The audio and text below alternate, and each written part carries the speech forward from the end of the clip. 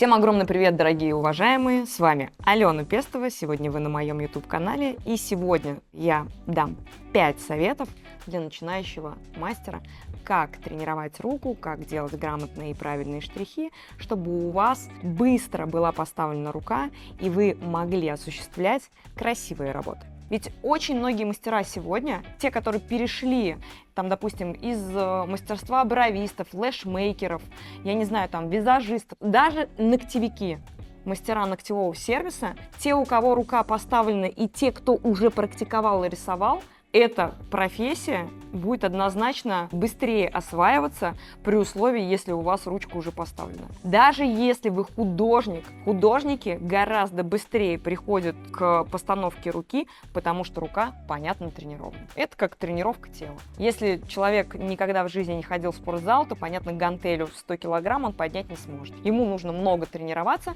прежде чем он, как говорится, выполнит ту задачу, которую он перед собой поставил. Поэтому плавность и поэтапность здесь как бы гарантируется. И да, это тот самый момент, это единственное, я 100% говорю, это единственная вообще тренировка, вот именно здесь, до задротства техники, которая позволит вам сделать хорошую работу.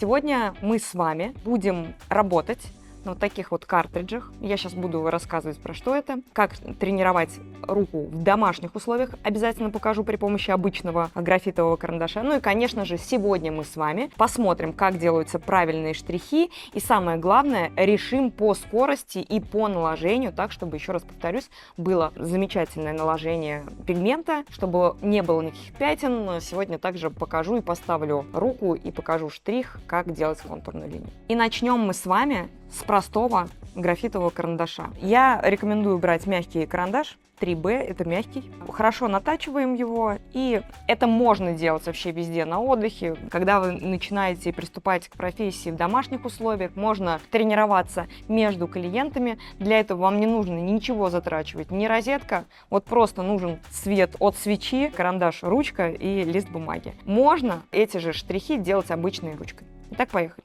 Первый штрих, который мы с вами будем осуществлять, это обычный базовый штрих, который мы применяем, когда мы делаем брови, когда мы делаем теневые растушевки верхнего века, без разницы, и губы в помадном прокрасе. Неважно, что мы будем делать, самое главное поставить руку для начала и понять, что такое последовательный, грамотный, параллельный в коже или на листе бумаги штрих. Обязательно ставлю карандаш под углом 90 градусов и поехали. Первое движение, которое мы с вами будем делать, это штрих на себя.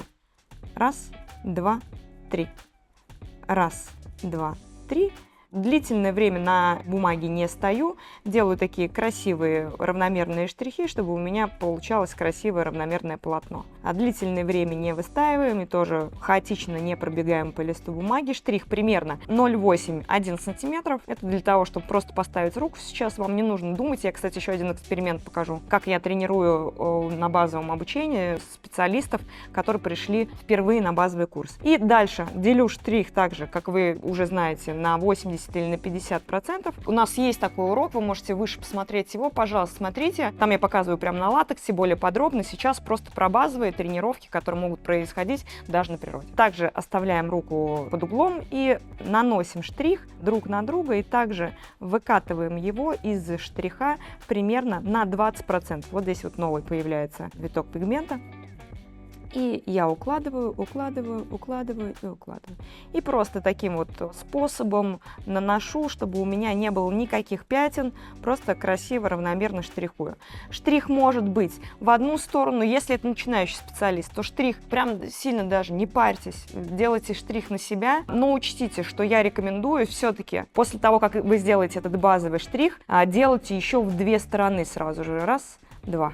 Штрих будет получаться чуть-чуть медленнее для того, чтобы вы уловили этот равномерный маятник. Вы можете поставить также секундомер, который будет отображать время. Делайте такой тик-так на счет раз, два и три в две стороны. И наношу опять штрих друг на друга 50 на 50. Помним о том, что мы не делаем вот эти вот движения, вот такие вот. Самое главное, чтобы был отрыв от поверхности нашей бумаги. Значит, раз, два, три и раз, два, три. И поехали. обязательно уже тренируем взгляд. Вам нужно увидеть и насмотреться на этот равномерный красивый прокрас. Я иногда делала и такие вот моменты, прям штриховала на себя, длительное время сидела и не просто считала, а смотрела на лист бумаги, чтобы у меня появлялось как раз-таки вот это вот красивое равномерное наложение графитового карандаша.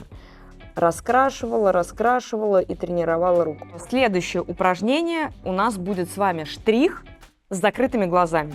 Это очень классное упражнение, которое позволит вам отключать свой ум в процессе работы и просто доверять, я не знаю, там, вселенной, энергии.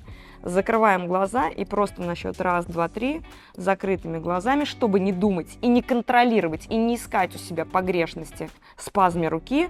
Я закрываю глаза и начинаю, смотрите, здесь должны быть медленные движения, такие 1, 2 и 3. 1, 2, 3. 1, 2, 3. Здесь не стоит задача сделать равномерно. Здесь задача сделать тренировку таким образом, чтобы у вас был синхрон с задачами вашего разума.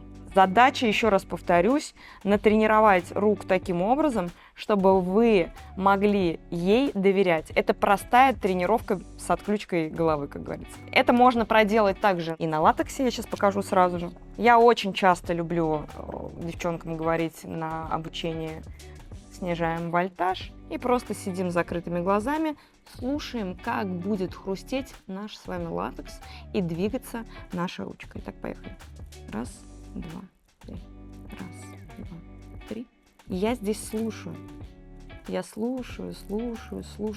Мы не просто тренируем руку, мы уже тренируем вообще все отделы головы, я не знаю, там, мы расслабляем руку, расслабляем тело так, чтобы мы доверяли себе в первую очередь. Это очень крутая тренировка.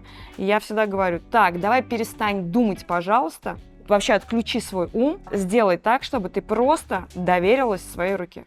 И тренировка происходит немножко на бессознательном уровне. Есть очень классная вот эта тренировка. Значит, 1, 2, 3. 1, 2, 3.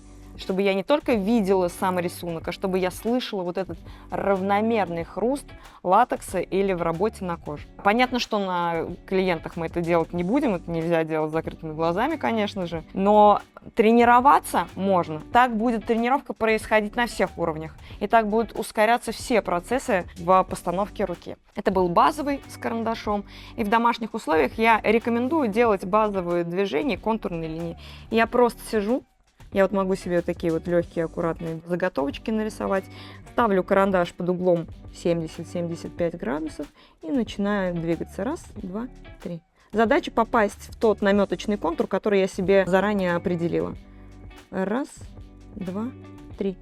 1, 2, 3. Это базовое движение, которое позволит вам очень легко осуществлять это движение, когда вы будете натренированы на листе бумаги, и это будет беспроблемно, когда вы перейдете на кожу. И вот я делаю обычные движения, по крайней мере для начала хотя бы на себя, так, чтобы вы попадали в контурную линию, чтобы вы из нее не выходили. Таким образом вы можете себя проконтролировать и посмотреть, вообще все ли хорошо у вас со зрением. Если вы будете понимать, что вы выскакиваете за тот наметочный контур, который вы себе сделали, в первую очередь рекомендую проверить зрение. Очень многие настолько спазмированы в процессе перевода контурной линии, что у меня складывается иногда впечатление, что этот страх возникает только потому, что человек не до конца уверен в своем зрении. Он не может это определить, потому что он там 2 года тому назад был на осмотре, а может быть и 5 лет тому назад. И реально очень много проблем у женщин, которые пришли в мастерство именно с глазами. Буквально недавно у меня была такая история, у меня проходил мастер-класс в Казани после одного из мероприятий тренерского курса. И я говорю девочке, которая приехала ко мне из Иркутска, я говорю: почему ты не можешь это провести? Она говорит: мне страшно. Я говорю: в чем страх? Она говорит: я не могу понять, я вроде все знаю, но я не могу попасть, я сделать так не могу. Я говорю: сразу же проверяй зрение. Она говорит: у меня все нормально со зрением. Ну, конечно, когда ты смотришь на 100 метров, да, у тебя все хорошо, когда ты хочешь сфокусироваться, ты не можешь попасть. И здесь задача в первую очередь посмотреть зрение. Если возникает сильный страх в переводе контурной линии, в первую очередь идем к специалисту. Еще одно движение, это то же самое движение, у нас будет их 2 на листе бумаги. Одну контурную линию мы провели на себя, то сейчас мы будем двигаться от себя. по той же самой траектории. Более медленно, очень аккуратно, не спешите. Задача попасть в контурную линию и сделать все максимально ровно и красиво. Штрихи будут короче, потому что когда мы двигаемся от себя, задача не выпасть из той траектории, которую мы с вами нарисовали. Раз, два и три. Раз, два и три. И я не бегаю быстро. Обратите внимание. Я прям стою и на каждой траектории отрисовываю контурную линию туда-обратно, обратно поступательными движениями, проходя по одному месту до 2 раз. О чем это? Давайте проговорю.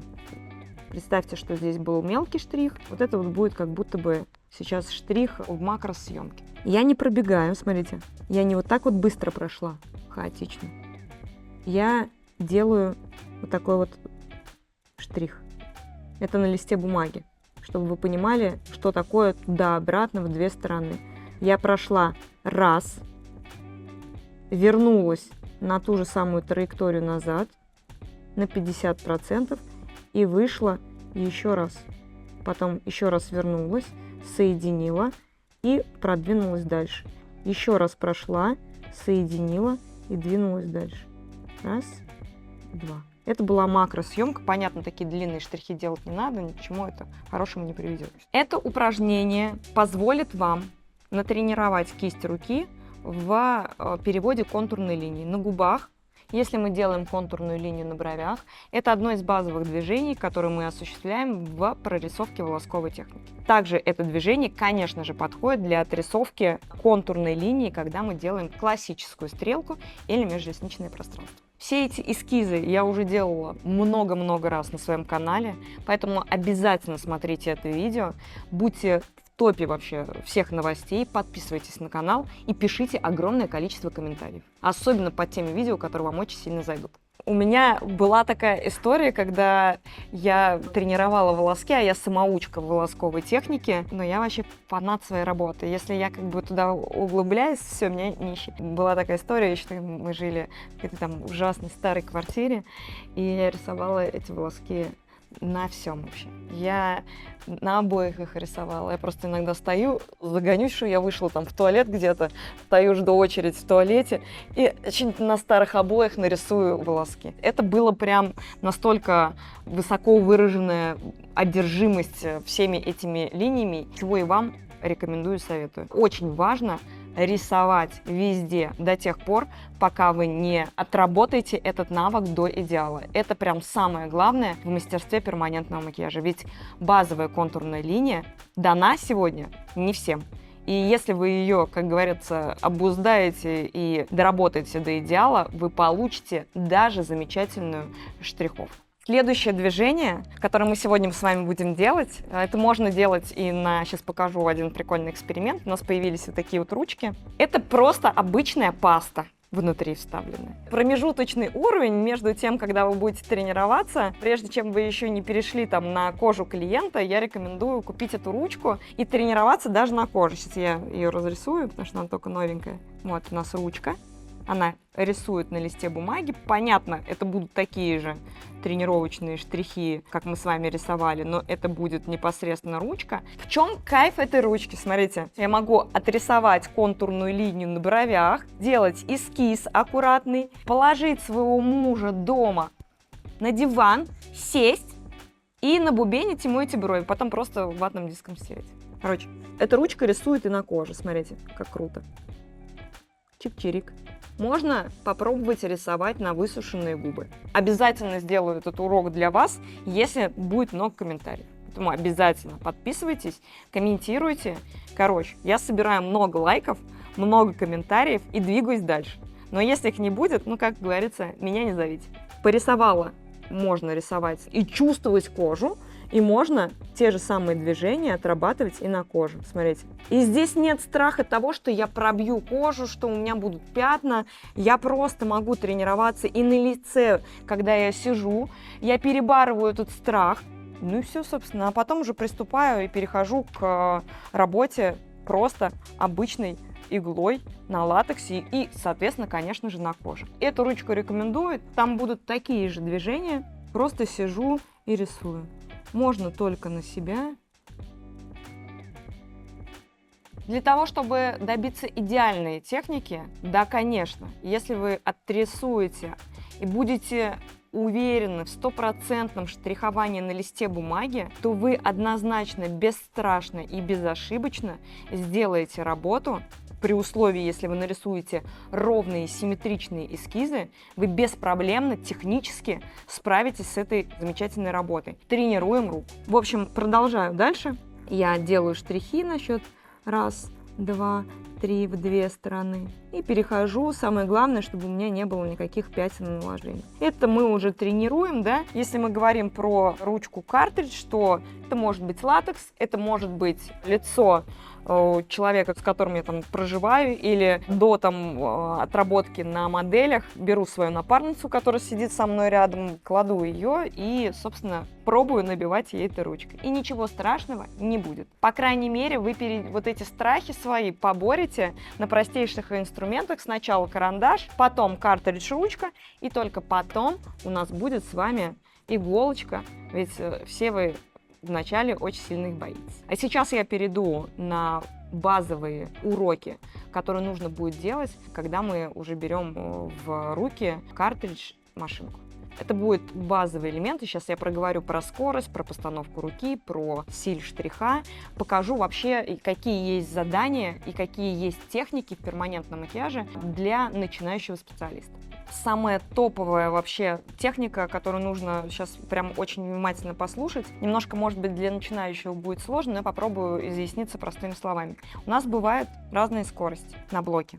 Давайте начнем. Я просто покажу, вы увидите вообще формат рисунка и узора, который получается на разной скорости. Начнем мы со скорости на блоке Leux 3,5. И давайте покажу штрихи, которые будут получаться у нас на этом вольтаже. Делаю обычный штрих на себя. Обратите внимание, каким образом у меня выглядит разбросанный пиксель по тому полотну, по которому я пробежалась. Скорость 3,5. Внимание! Дальше ставим скорость 4,5. Продолжаю также штриховочку.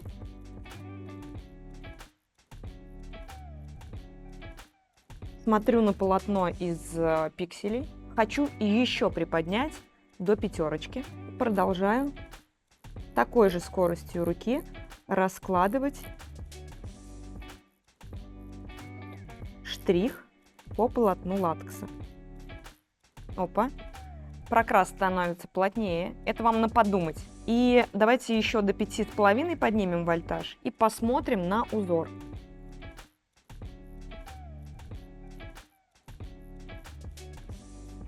Штрих на себя, скорость 5,5. И мы уже здесь видим, что у нас с вами получается гораздо более ровное наложение пигмента на латекс. Это свидетельство того, что когда вы будете тренировать руку, я рекомендую поставить правильную скорость. Это очень важно. Знаете, мы подспустим до 5, или можно остаться на 5,5. Очень важно, чтобы вы поставили, просто сейчас еще раз говорю для начинающих, у всех на базовом курсе абсолютно разное оборудование. Это короткоход, это его блок. Может быть длинноходное оборудование, и пиксели будут у вас неровно поставлены, потому что вы неправильно выставите скорость в отношении оборудования, на котором вы работаете. Ведь очень важно, чтобы пиксели были очень ровные в отношении друг друга, чтобы у вас не получалась неравномерность вот этого укладывающего штриха, когда вы перейдете на кожу. Ведь это бич сегодня, когда я там работаю, и получается непонятно от чего неровность наложения. Для того, чтобы вы ровно укладывали, не только важен сам штрих, но и выставленная скорость, и нажим руки, и скорость кисти руки. Это очень важно. Я работаю на Leux Hardy, ставлю скорость 5.0 и начинаю в домашних условиях обычную штриховальню. Обычный штрих в 2 стороны. Раз, два. Раз, два. Итак, вы, наверное, сейчас мне скажете, в чем разница, одно и то же делаешь. Вот смотрите, штрих, да, одинаковый, ощущения абсолютно разные. нажим карандаша на лист бумаги разный, ощущения твои внутренние, когда ты борешься со страхом вообще работы, абсолютно разные. Здесь вы просто поэтапно делаете правильные движения для постановки руки. Все. На самом деле и там штрих одинаковый. Единственное, сейчас покажу здесь еще 2 штриха, которые вы должны будете делать для отработки техники перманентного макияжа.